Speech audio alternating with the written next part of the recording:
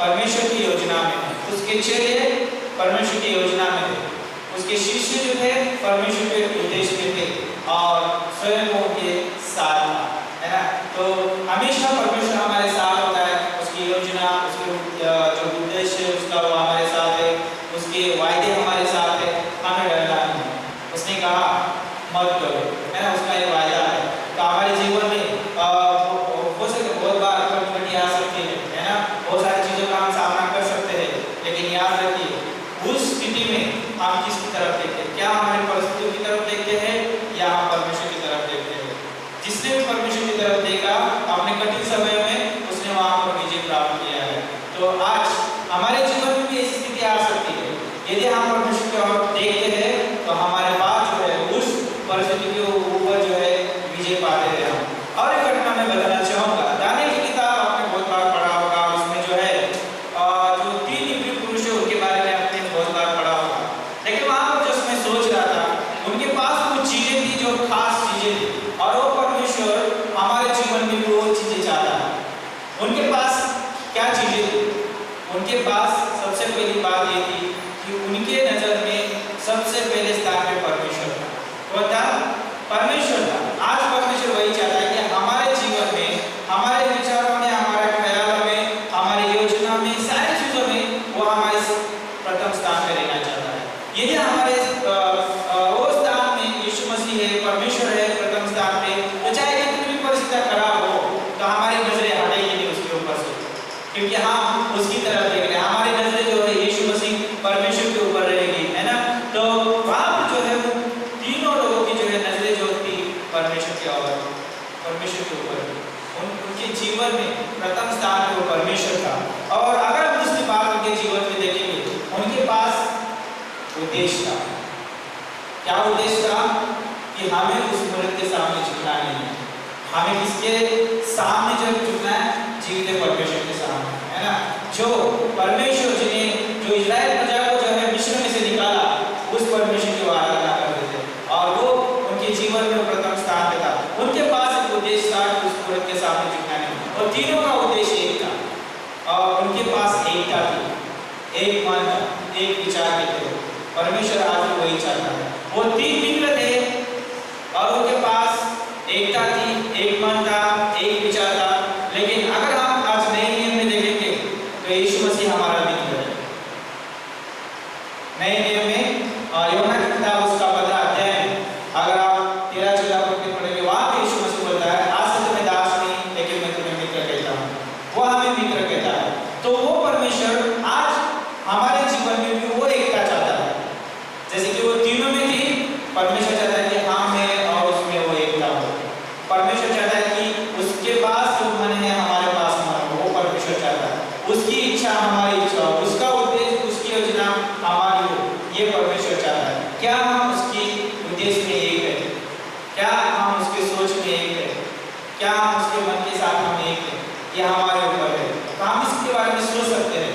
आज हम यहाँ से जाएंगे तो हम सोचते हुए जा सकते हैं कि क्या मैं परमेश्वर के साथ सोचता हूँ, परमेश्वर की योजना में क्या मैं चल रहा हूँ, क्या उसके उद्देश्य में चल रहा हूँ, है ना। क्या मैं परमेश्वर को अपने जीवन में प्रथम स्थान पे रखता हूँ, है ना।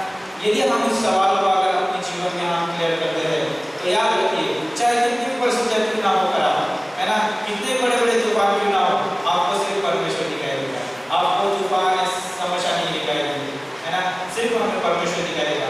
और उसमें जो है हमारे पास शांति, आनंद, है ना, उसका प्रेम, उसका अनुग्रह हमारे जीवन में कार्य करता रहेगा, और हमारा जीवन जैसा परमेश्वर चाहता है वैसा जीवन रहेगा।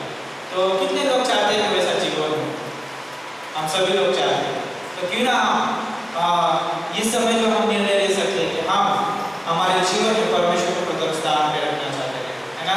हम उसके साथ, उसकी योजना में, उसके उद्देश्य में, है ना, उसके साथ एक होना चाहते हैं, है ना। यदि हम इस स्थिति से होते हैं, परमेश्वर हमारे लिए जो है हर एक स्थान के जो है इस समय कितने भी कठिन क्यों ना हो, हमारे लिए हमेशा वो शांति का परमेश्वर है ना, आनंद का परमेश्वर। तो आइए इस समय प्रार्थना करते हैं और प्रभु को जो है अपने आप को सौंप देते हैं। प्रभु हम धन्यवाद देते हैं, आपकी स्तुति, आपकी प्रशंसा करते हैं प्रभु, क्योंकि परमेश्वर मनुष्य है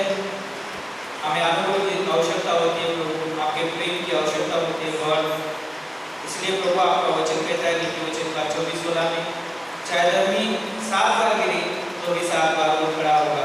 और कि प्रभु आपका अनुग्रह हमें चलने के लिए मदद करता है और प्रभु आपका अनुग्रह हमें उठाता भी है और प्रभु आपका अनुग्रह हमें आपके महिमा और नजरों में प्रभु ऊंचाई पे बिठाता है। परमेश्वर धन्यवाद देते हैं आपके प्रेम के लिए, आपके अनुग्रह के लिए।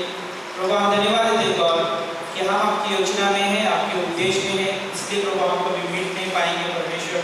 हम सर्वदा के लिए प्रभु आपके साथ है परमेश्वर, क्योंकि हम आपके पुत्र यीशु मसीह पे विश्वास करते हैं, उसके द्वारा हमें अनंत जीवन मिला है और प्रभु हम आपके हाथ में सुरक्षित है गॉड।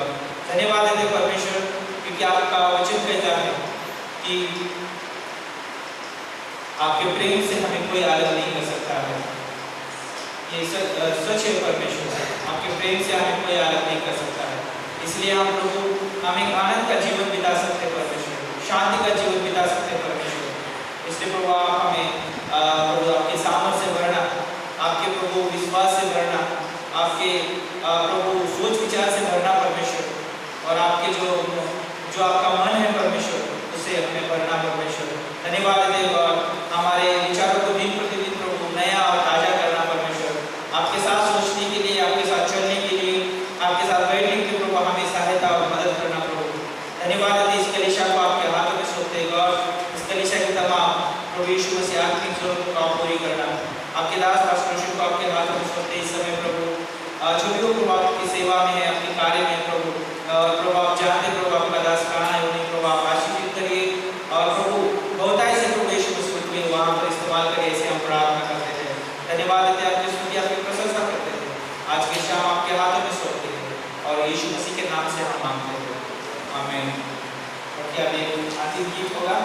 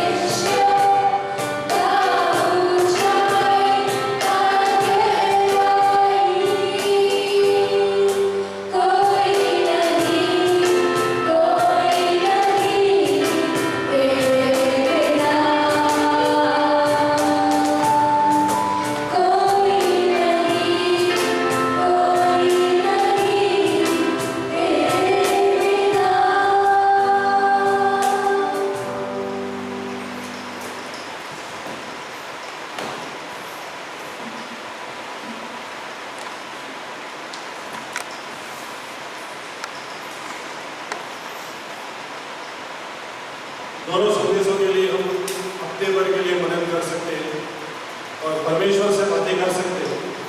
एक तो परमेश्वर के प्रेम के बारे में था और दूसरा था परमेश्वर की योजना के बारे में।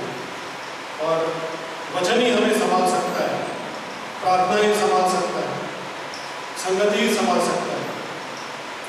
और सब कुछ परमेश्वर के आधीन में दे दो और परमेश्वर के साथ, वचन के साथ और संदेश के साथ मनन। आइए प्रार्थना करें। धन्यवाद परमेश्वर पिता, परमेश्वर आज के दिन के लिए, समय के लिए, हम सबके जीवन में आपकी उपस्थिति के लिए।